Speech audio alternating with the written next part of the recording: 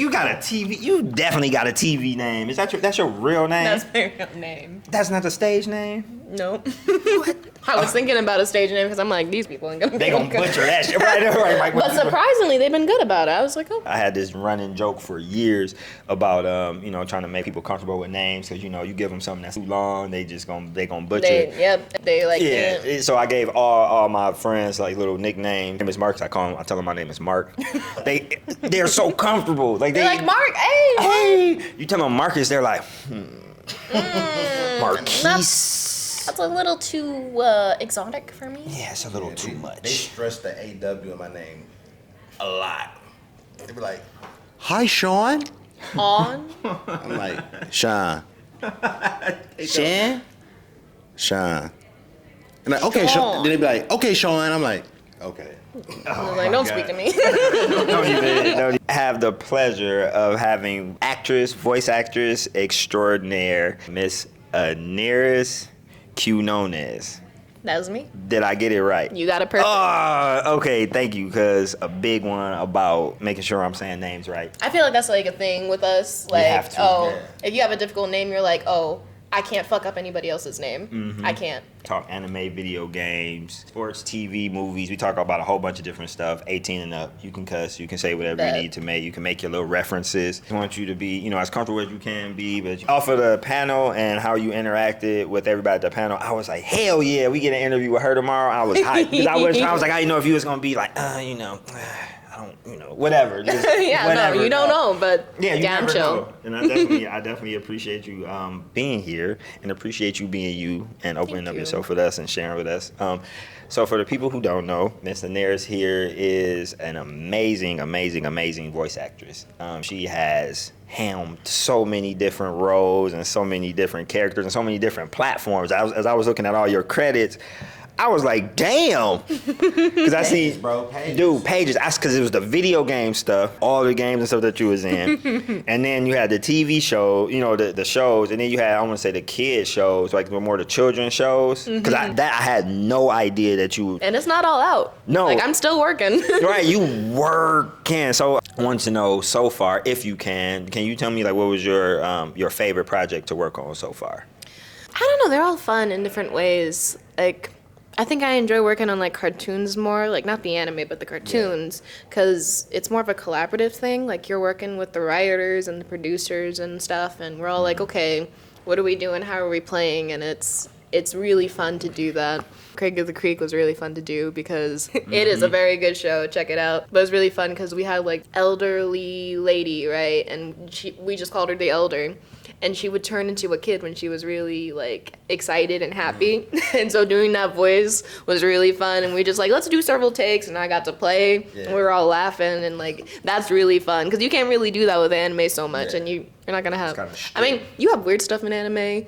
But I don't think you have like old people turning into like little kids from eating good food. So, you know. Right. That's because I think it's like a little bit of a cultural separation, and then you have the things that get lost in translation too. Exactly. So it's the exact script or the exact wording and stuff of the original works is going to translate over. So I mean, you kind of can't help but that kind of, for lack of a better term, I feel like it makes it a little bit more dry. Well, in the sense that it makes it harder. It's hard because it is we call it ADR, right? When you have to match lip flap. And it's hard to do. It's a skill. Like, you need to do it in order to learn it. And sometimes we can have really good performances, but if they don't match lip flap, it gets thrown in the trash. It doesn't matter. It has to match lip flap. So that's why sometimes you may have, I don't want to say performances that are like subpar, but just like performances that maybe aren't the best that they could be, because they have to prioritize like what fits in flap. And we're working on such tight deadlines with the simul-dubs that we have now. Like every week we are working on a single episode. And it needs to get turned around within that week. And it's a tight process from like recording to post-production, all that stuff. Do y'all all record on site or remotely? So with the pandemic now, we've all been recording remotely. There are some people still going in studio right now. Right now the trend is kind of, at least for anime, the trend is kind of going back into in studio. But for the most part, we're all recording remotely. It's still like, we go into our booth at home and we're just like, okay, let's connect, let's do this. And it actually hasn't been a tough process. It's been pretty good. Okay. Yeah. One of the things, as much as you work, like you said, like how often do you get your voice arrest? Well, it depends how, like, I'm blessed enough to be full time, but usually when you're first starting and still establishing yourself, Yeah. you're not working that much, full time, like, oh, we're there all day. But Yeah. honestly, sometimes we get called in for like a couple hours a week, and that's only like maybe 150 or whatever for the entire week, which isn't sustainable, So at this point, you would think you have insurance on your voice. Oh, yeah, you would hope, but you don't get insurance unless the production is union and if you're making enough money. Do you feel as though that there's a realistic possibility of the American voice actors unionized and working with some of the overseas like projects and stuff? For anime, honestly, right now, all the anime is mostly in Texas. Texas is right to work. And because it's right to work, they're like kind of already not into unions very much. Yeah. Honestly, the way the union works, you got to be making like a certain amount every year, and the only way you make a certain amount is if the projects are union. So anime is considered non-union usually. The client and the production needs to agree to do union. So say you're doing like full-time on anime, you're like the Johnny Young Bosch of anime and you're working a lot, you could probably hit, if the project was union, you could probably get insurance. But if you're, not working on that, if anime isn't union, right, and then you're working on commercials and other stuff, but then you don't, like say anime is your bread and butter, but you only work on commercials or other stuff time to time, you might not hit, your insurance status because anime isn't union usually. And because it's not union, you can't hit insurance. And we all need that insurance, like. Yeah. Like, Yeah. Like, have you seen these bills? Us in this country, this healthcare situation is absolutely insane. I hate seeing other countries because they'd be like, yeah, no, my shit's free. I'm like, must be nice. Dude, and because we're amazing. We love our country. We're from, we love it. However, the big elephant in the room is that healthcare situation. Well, just taking care of our people, taking care of our community. Like, I think the priority when it comes to this country is not its people, but just how can we make the most money for the 1%? And it sucks, We got to take that power back. Some kind of way. I don't know how that's gonna happen. Maybe we can do it through anime love. Who knows? Who knows? Right. But situations even like this convention is showing how much power, how much pull like we have in this community. Oh yeah, I love seeing DreamCon and like seeing all the photos and everything because like this is a prime example of just how important Black people are to the anime community and to the nerd community in general. Like we are so creative, so beautiful, so talented, and it's just so cool to see in one space. Right. And I just wish we could see more of it like in our industries because it sucks that we only have maybe a couple of Black people on a staff and that's it. And I think being able to speak with you and getting the insight with you and you being able to share the information because tidbits of information you gave over the last 5 minutes that we've been talking, that'll help somebody get into the industry. And there are plenty of people who want to do these things. And they should. And they should.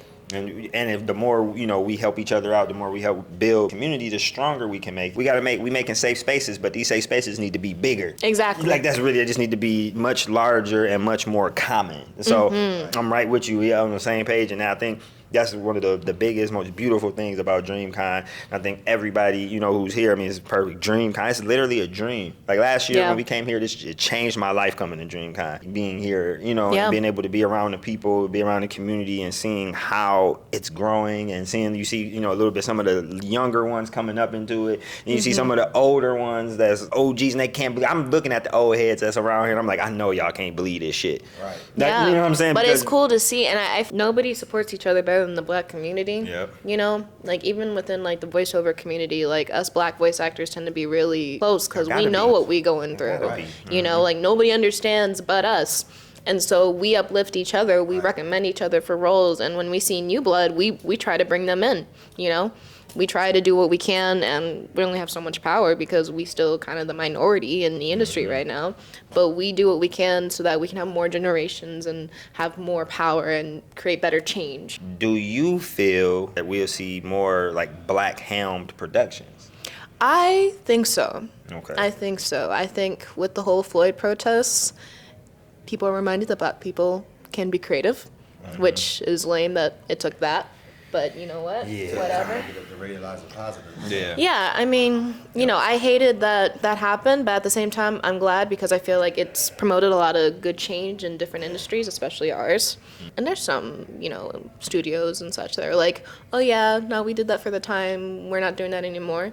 I'm still like pushing all the time. I say, hey, if you're interested in production, if you want to get into directing, casting, producing, whatever, do it. If you want to get into voice acting, do it, because we're doing it right now. And it might not be a lot of us, but if we're doing it, you can do it. You know, me personally, I'm voice acting right now. It's fun, but I want to get behind the scenes. You know, I want to get into casting and directing so that I can bring in more diversity, so that I can normalize having Black people in there. And also normalize just having different sound. There's so much of like the same white sound, and it's like we don't all sound like that. That's always, I'm gonna be completely real with you. That is always my biggest struggle with dealing with dubs. I'm like, yo, why do I always sound so Generic. like the same? It's all generic and bland. It's like there's no way that these people, and that was always my biggest thing, is matching up the lip flap and everything. I mean, I know that makes it difficult, but Yeah, but you could still you can still have a good dub and still do all that technical stuff. Yeah, I feel like but it takes dedication, both the client and the producers and everybody involved to like choose to be creative, passionate instead of just hitting deadlines. We're characters. You say it like that because like I feel like not every Black character have to sound like Piccolo. Yeah, no. diversify. Yeah, like- and you can diversify within the diversity. Yeah. That makes, You can breathe so much more into a character with your voice. You voice Mirko. Okay, that's one of the The queen. Yeah, you voice Mirko, and I think how you voice Mirko is unique compared to how the Japanese voice actress are unique. I really Thank enjoy you. the energy that you to that character, and I'm really looking forward to seeing more of it. Do you feel like a little bit more freedom? For all my characters, I will always respect the original performance and take inspiration from it, right?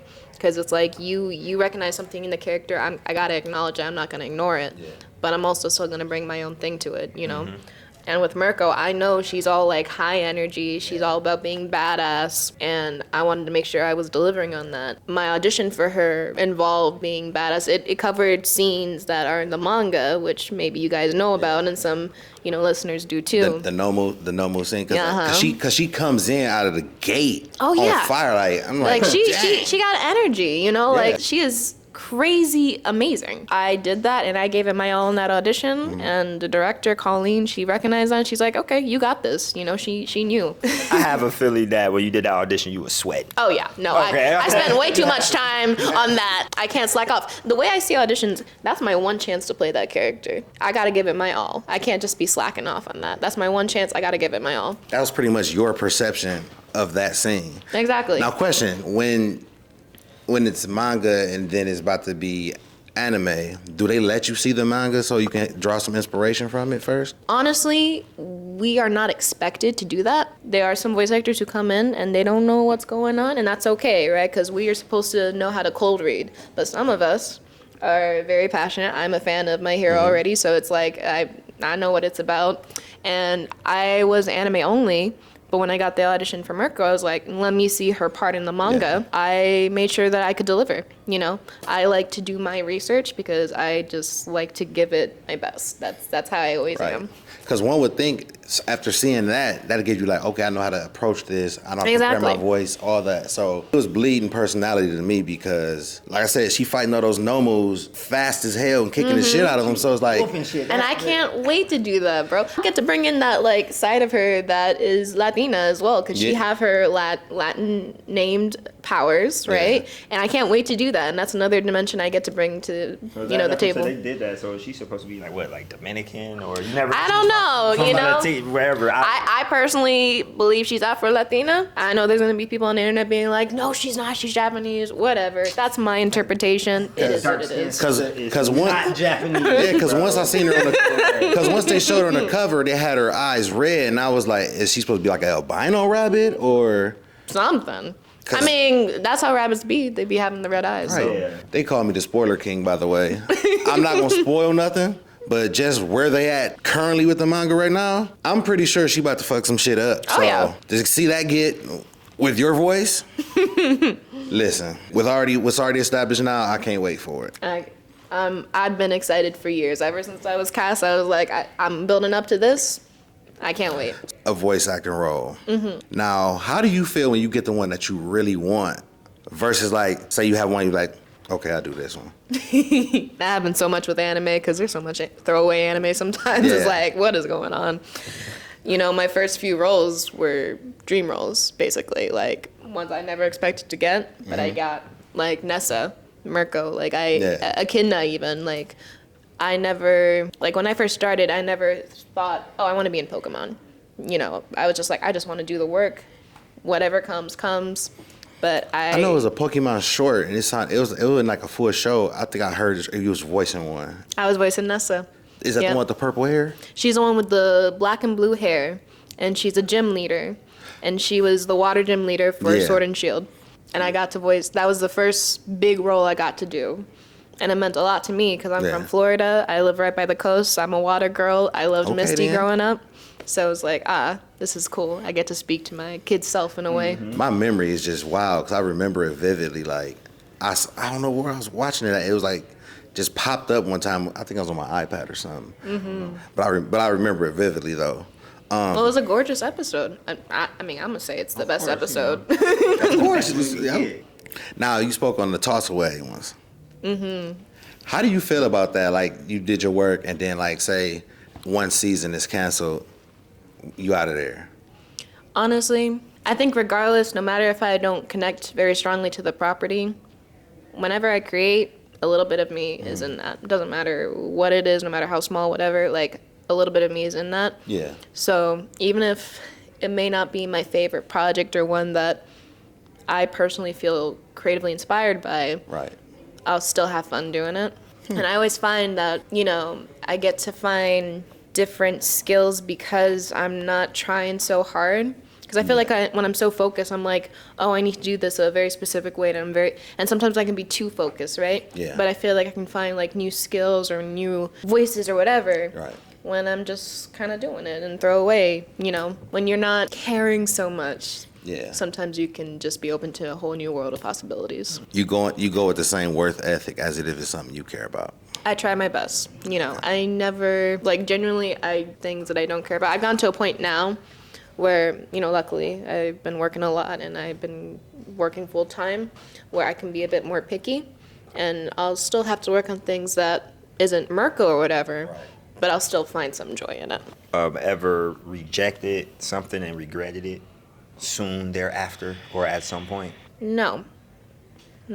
Hardcore. Yeah, no, because, like, for me, I usually reject anything that's, like, the ecchi stuff. I have no interest in that. I'm good. I don't need to do that. I'm above that. Like, I know my worth in that sense. I know exactly what I want to do. I'm very driven by my creative spirit. So, like, whatever I want to do, I'm good for. I might see, oh, maybe this person did this, and whatever is meant for you will not miss you. Maybe me turning down something lets somebody else get to achieve their dream. You know, so I don't really regret any decision I've made for my career. A lot of people can't say that. That's impressive. Also, that's hardcore. At least so far, that's you know. No, that's so dope. far. I don't know if that's I want to be like you. Oh, thank you. I do. I mean, to anybody who is in their field, doing their thing, mastering their craft, that's so confident and secure in themselves that they know that the things that they accept are things that they wanted to do, and that you're not looking back. It's not like you're like, oh, you know, because that's, you know, your answer to it. You're like, no. The things I want to do are the things that I'm doing, and the things that I deny is because it was a reason why. Whatever that reason is, giving somebody else a chance. You don't feel like it. It's not something that you could be passionate about. Like you said, you know your worth. You ain't got to do the edgy stuff. You ain't got to do the give me stuff. And I kind of feel that way with our podcast, with some of the things, because it's trends and things that we can just jump on and do and copy that other people are doing. I'm like, I'm cool.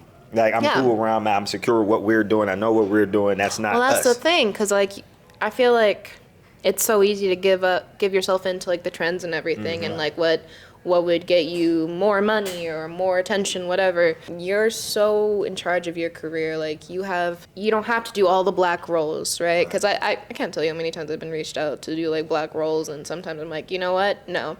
Literally for One Direct Priority, I got the opportunity to audition for all the girls, the main girls in there. There's a black girl in there, and I specifically did not audition for her because I knew I would be cast as her.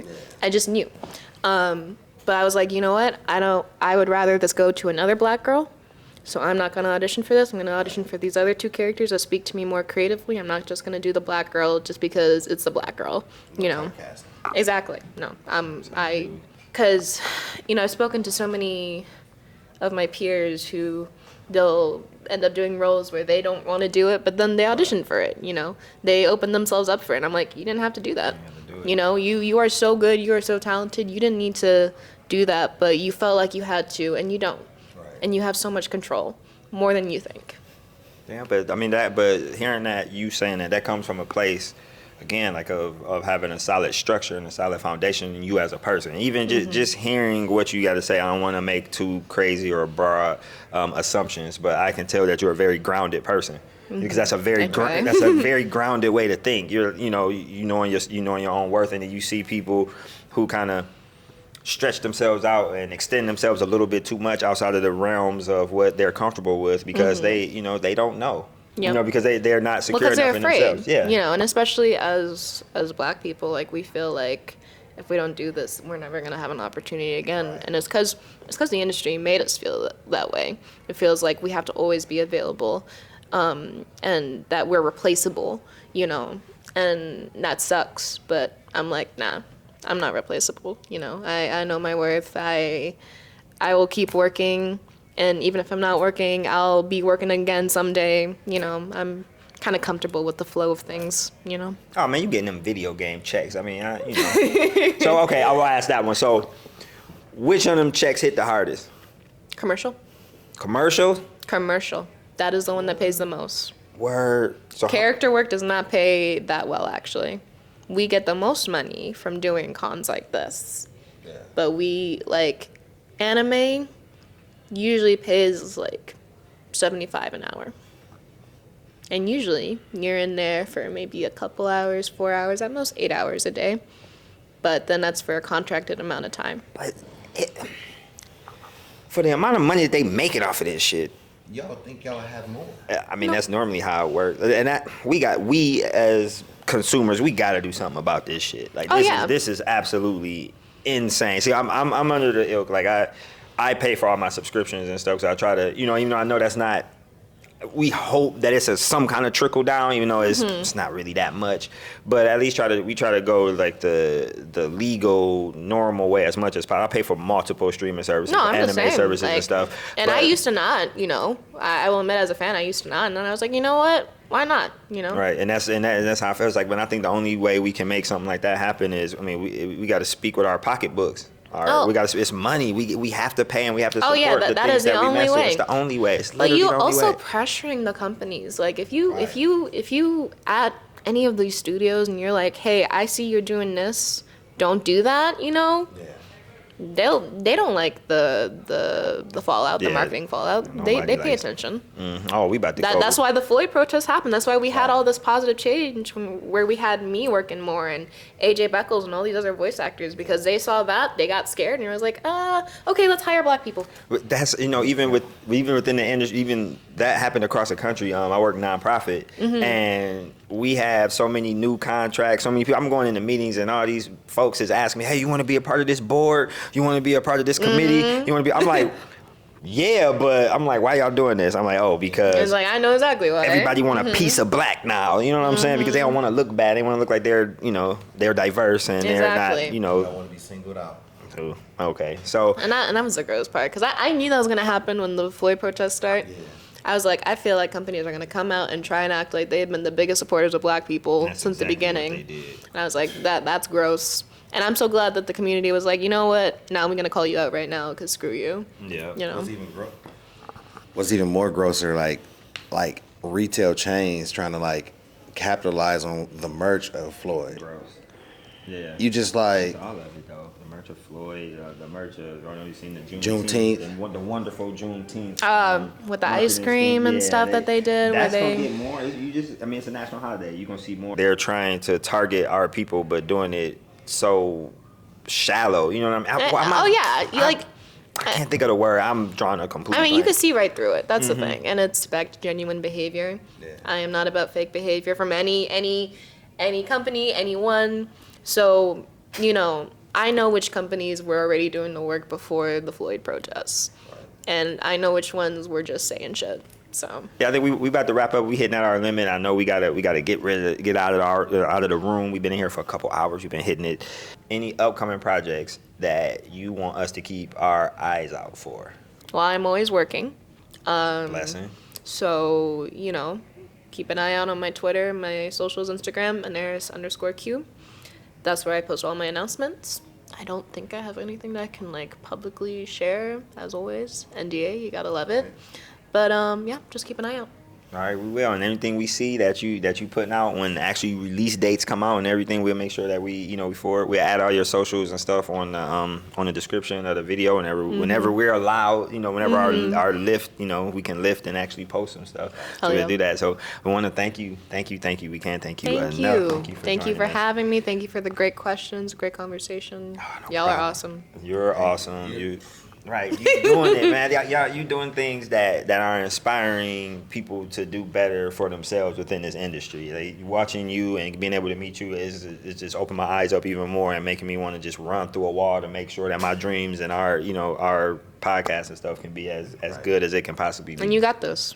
We got it. We appreciate that. Thank you. Thank you. We out. How do you spell? Pronounce your last name is Quinones. Quinones. What? One more. Quinones. Quinones. I'm about to. Woo! You got this. You was about to mess that up, dog. Quinones. Anaris Quinones.